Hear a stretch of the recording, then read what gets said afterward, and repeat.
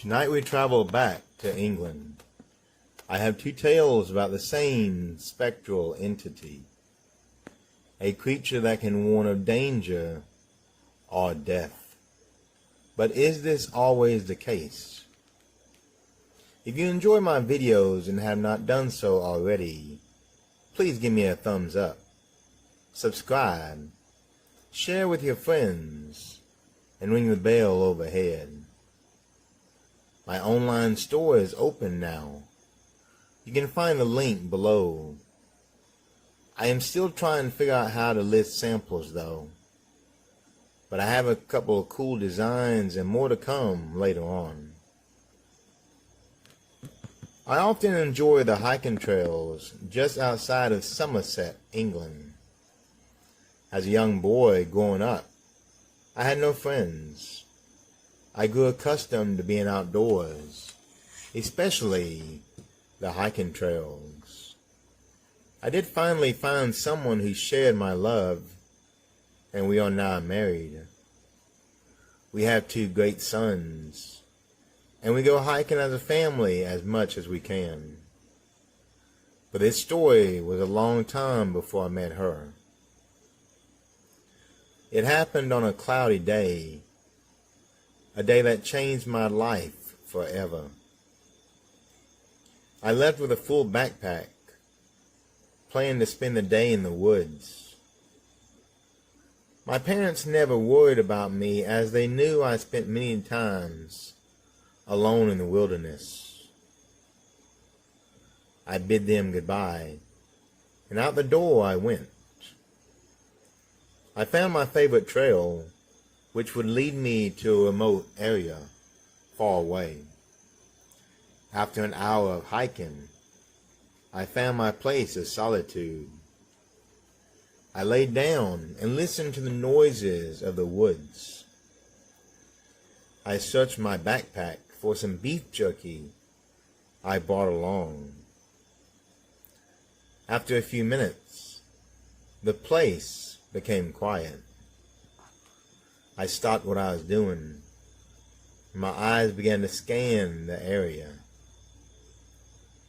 We do not have any large predators in England, but something had scared the wildlife into silence. To my left was movement in the brush. What I saw surprised me, because it was a large black canine. It resembled my German Shepherd back home, but larger. That is when our eyes met. But it never threatened or attacked me. I raised a German Shepherd from a pup, so I understand when dogs are being submissive. This monster of a dog was being submissive before me. His tail wagging but held close to the ground.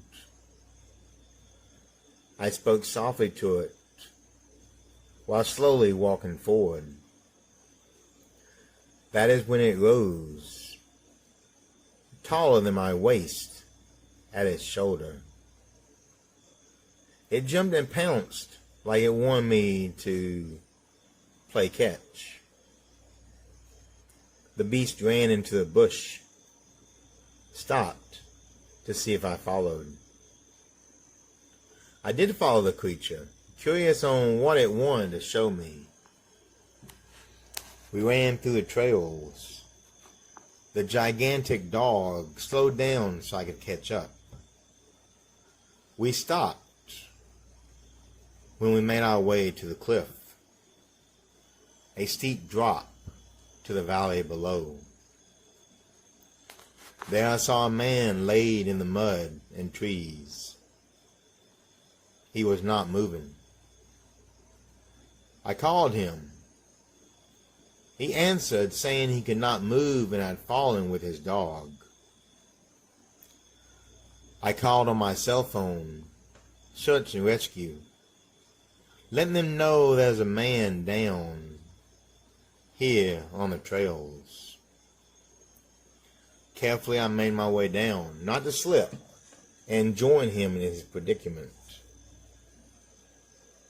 For a week he had been there, his legs broken from the fall. His only companion was a large black dog. It lay beside him, dead. A lynx lay beside him, both covered in scratches and dried blood. The lynx had rabies, because it almost attacked the fallen man. His dog died protecting him.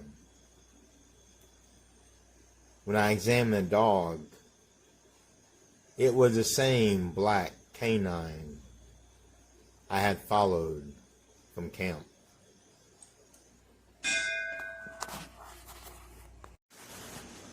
I would ride my bike to and from work.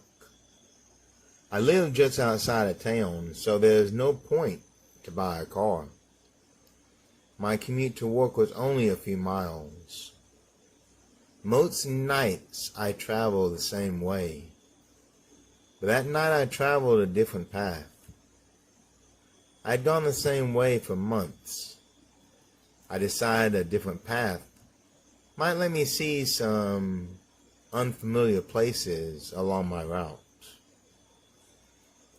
We all get in a rut, and sometimes we need a change of scenery. The path appeared shorter, so maybe I could save some time on the route. The only problem I saw was that it ran through a patch of wood I'd never been into. There was little to no crime in the area, so I had nothing to fear. So I thought. I took that route once, and never would again. There was a cool breeze blowing that night, and the full moon shined brightly overhead. I felt a strange peace as I pedaled along the road. Before me was the tree line, and the path began again on the other side.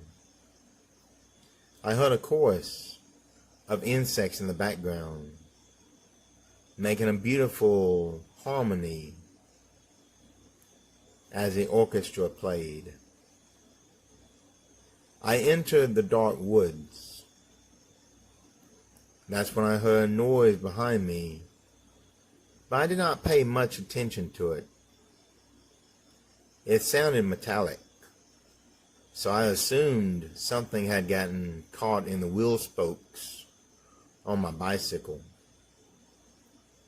I was in no hurry, so I enjoyed the coolness of the night air. The crickets, the frogs, the nice cool breeze. This was turning out to be a great night. And that's why it felt strange, but I knew something was watching me. The hair on my neck began to rise. It gave me goosebumps as eyes unseen by me watched me from the dark shadows. I stopped the bike, and that's when I noticed old gravestones marking hidden graves nearby. I had stumbled upon an old graveyard, and that was when I heard the growl. I scanned the area and was surprised at what I saw. I was expecting a stray dog, not two eyes glowing through the trees, watching me. There was also the smell of burnt flesh, as I saw a mouth full of razor-sharp teeth. Without warning, the beast leaped out, and I turned on my bike and pedaled as fast as I could. Never moved that bike so fast as I did that night. I can still hear the massive paws pound on the ground behind me. I could have felt his hot breath on me too. I never looked back. I made it to a tree line and onto the road when I stopped. The noise behind me stopped as it stared at me with hate from the tree line. My gods, this dog was the size of a bear. His eyes burned bright red, like two coals in a fire, teeth that could fillet flesh from bone, and paws that could hold down the largest of men. A metal chain hung from his neck, smoldering in the cool night air. The sight caused a shiver to run down my spine as his presence radiated otherworldly power. Whatever this thing was, I don't think this world called it home. It goes by many names. Some call it the Black Shuck, others hellhounds, some even the devil's dog. Whatever you call it, and however you picture it, 20 years later, I've never returned to that place again. I won't go there, whether it's daylight, and especially at night. I can still close my eyes and see that devil that wore the skin of a dog staring at me, daring me to come back in so he might dine upon my rotten body. I will never go back there.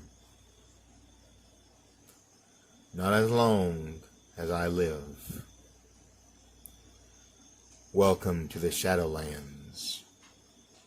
I do hope you enjoyed these tales, and especially the bell that I put in the middle to let you know about the chapters.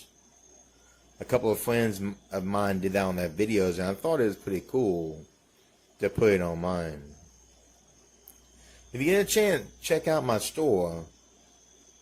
But either way, do come back next week, as I will return with other things that hide in the shadows across this world of Io.